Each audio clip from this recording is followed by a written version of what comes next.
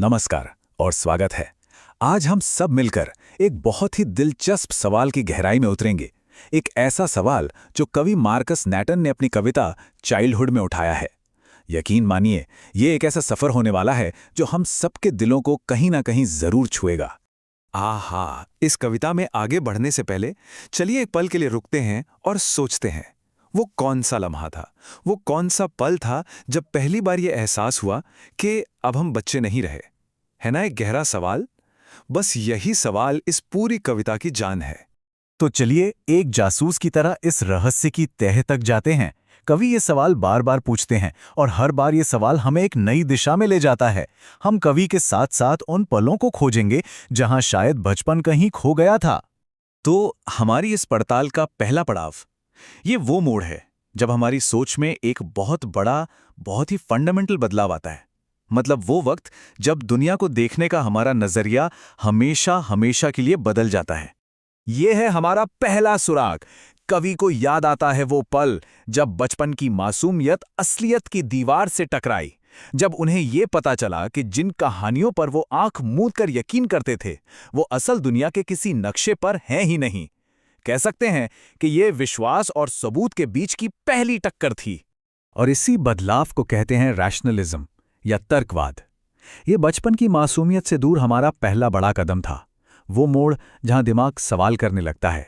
वो सिर्फ मान नहीं लेता, बल्कि सबूत मांगता है। तो यहां पर ना दो दुनियाएं आमने सामने हैं। एक तरफ है बच्चे की सपनों वाली कल्पनाओं से भरी दुनिया, और दूसरी तरफ है बड़ों के फैक्ट्स वाली असल दुनिया।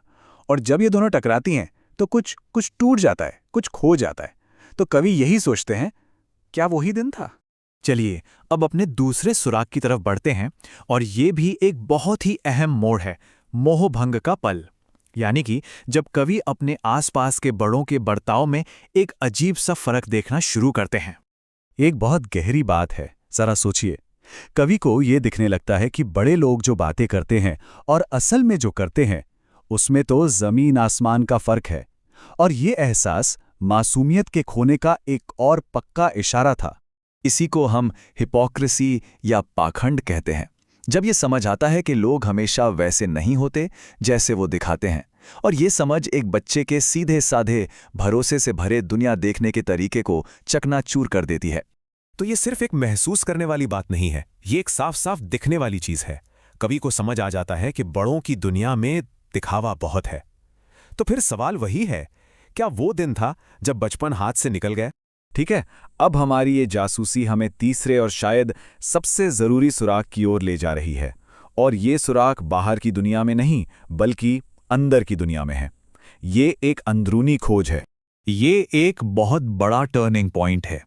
ये वो पल है जब कवि को अपनी खुद की पहचान, अपनी इंडिविजुअलिटी का एहसास होता है। मतलब अब वो दूसरों की कही बातों को सिर्फ दोहरा नहीं रहे हैं, बल्कि वो अपने खुद के ख्याल, अपने खुद के विचार बना रहे हैं। और अपनी सोच का ये जागरण बड़े होने का एक पक्का सबूत है। ये दूसरों पर निर्भर रहने से आजाद होने की तरफ पहला कदम है।